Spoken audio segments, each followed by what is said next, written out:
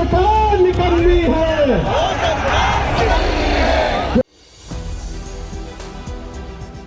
जब प्रधानमंत्री नरेंद्र मोदी सदन में मौजूद थे तो कुछ मीटर की दूरी पर नारे लगाए जा रहे थे कि जो सरकार निकम्मी है वो सरकार बदलनी है।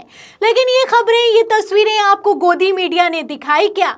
नहीं दिखाई होंगी। और क्यों नहीं दिखाई होंगी, इसके लिए आप तस्वीरें अपनी फुल स्क्रीन पर देखिए। आप तस्वीरों में देख सकते हैं कि किस तरीके से एक तरफ बैरिकेड लगा हुआ है, शाह की पुलिस को तैनात किया गया है, वहीं दूसरी तरफ लाखों की भीड़ इकट्ठा हुई है। ये दिल्ली के जंतर मंतर का हाल है।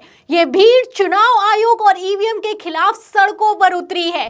चुनाव आयोग और ईवीएम के खिलाफ सड़कों पर उतरकर आंदोलन कर रही है कि ईवीएम को 2024 लोकसभा चुनाव में बैन कर दिया जाए और बैलेट पेपर से चुनाव करवाया जाए। इस भीड़ में सोशल एक्टिविस्ट, सुप्रीम कोर्ट के सीनियर वकील, आम पब्लिक, हर कोई शामिल है और नारेबाजी की जा रही है, जबरदस्त आंदोलन किया जा रहा है। ये दिल्ली की सड़कों का हाल है, जंतर मंतर का हाल है, सदन से कुछ मीटर की दूरी का हाल है। आप तस्वीरों में देख सकते हैं कि कितनी तादाद में भीड़ इकट्ठा हुई है। और ये भीड़ 31 जनवरी को दिल्ली में तब इकट्ठा हो गई जबकि दिल्ली में धारा 144 लगा दी गई है। जब धारा 144 लगाई जाती है तो कोई धरना प्रदर्शन या फिर कि 5 लोग भी इकट्ठा नहीं हो सकते हैं। लेकिन आप देख सकते हैं कि तस्वीरों से साफ होता हुआ नजर आ रहा है कि लाखों की भीड़ इकट्ठा हुई है, लाखों की भीड़ पहुंची हुई है। वहीं दूसरी तरफ गोदी मीडिया ने इस खबर को दबा दिया है।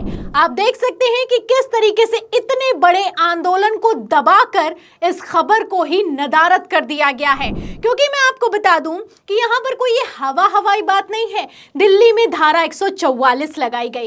इस आंदोलन का कॉल लिया गया कि 31 जनवरी को दिल्ली में चुनाव आयोग का घेराव होगा, ईवीएम के खिलाफ आंदोलन किया जाएगा। तो जो धारा 144 है वो अमित शाह के आदेश पर 15 फरवरी तक के लिए लगा दी गई। खबर भी मौजूद है। खबर आप देखिए मिंट की, देखिए इसमें लिखा भी हुआ है कि दिल्ली सुरक्षा कारणों से 29 दिनों के लिए धारा 144 लागू।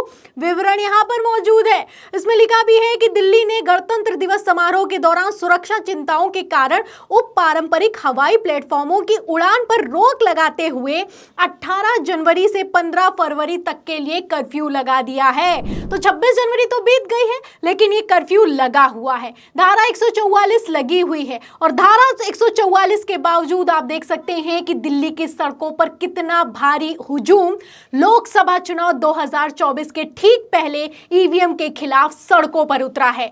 तो धारा 144 लगी हुई है। आखिर कैसे इतनी पब्लिक इकट्ठा हो गई है? आखिर कैसे सुप्रीम कोर्ट के सीनियर वकील सड़कों पर उतर आए हैं? क्या बयान है, क्या कहना है सुप्रीम कोर्ट के ही सीनियर वकील का जो कि इस आंदोलन में शामिल हैं, महमूद प्राचा का? आपको बयान भी सुनाती हूं। बयान सुनिए कि किस तरीके से उन्होंने पहले ही कह दिया था कि जो धारा 144 लगाई गई है ये एक अपराध है।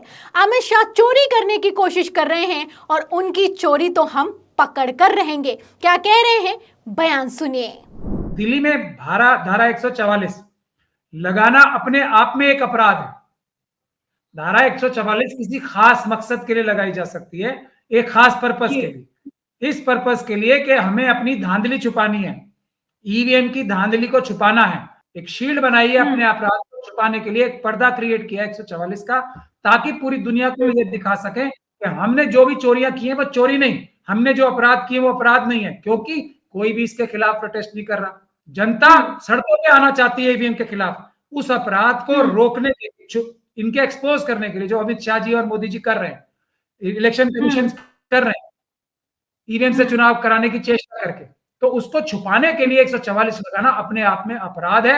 144 ये गैर कानूनी है, ये 144 है ही नहीं। तो सुना आपने, ये सुप्रीम कोर्ट के सीनियर वकील और सोशल एक्टिविस्ट हैं जो ये आंदोलन है ईवीएम हटाओ बैलेट पेपर लाओ के सूत्रधारों में शामिल हैं।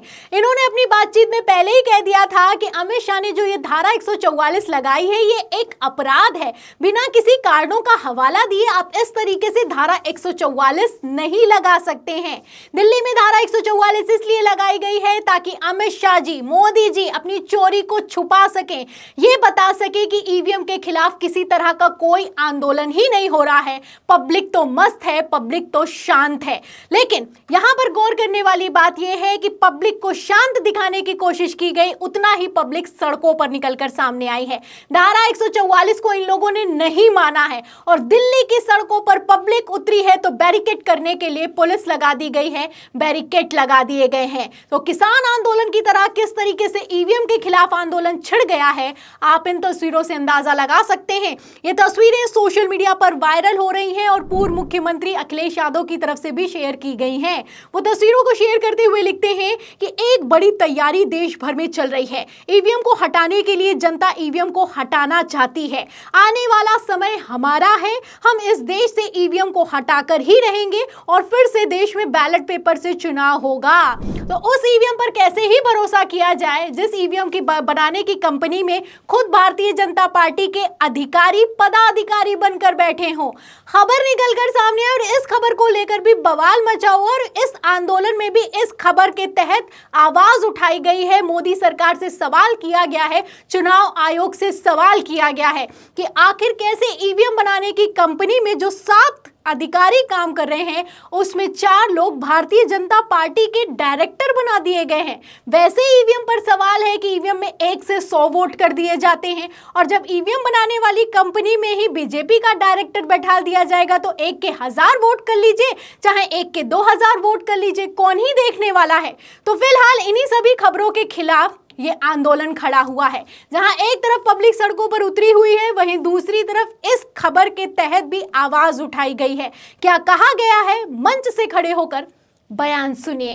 साथियों, आखिर ये भरोसा, ये विश्वास मोदी जी में और बीजेपी के नेताओं में कहां से आता है कि वो कहते हैं अब की बार 300 पार तो 300 पार आ जाती है और इस बार कह रहे हैं अब की बार 400 पार।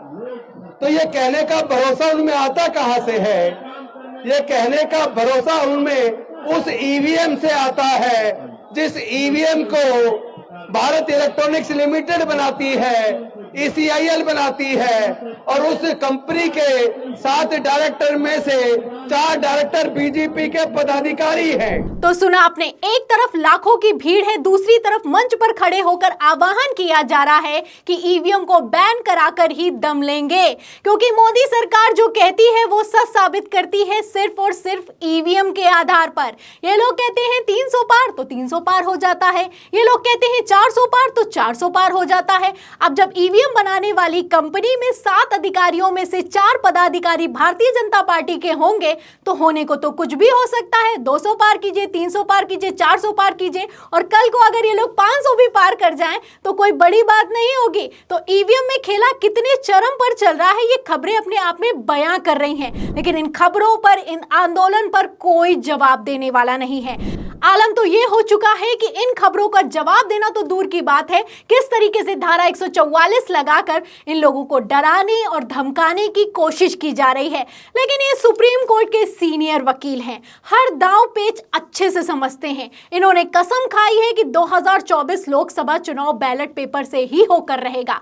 ये आंदोलन किस तरीके से देशव्यापी होता जा रहा है आप इन तस्वीरों से समझ सकते हैं। तो फिलहाल इन तस्वीरों पर, इन खबरों पर, इन बयानों पर आप क्या सोचते हैं, आपकी क्या राय है कि ये आंदोलन आखिर किस हद तक जाएगा? क्या 2024 लोकसभा चुनाव बैलेट पेपर से हो पाएगा? इस सवाल के जवाब में आपकी क्या राय है हमें कमेंट बॉक्स में जरूर लिखें।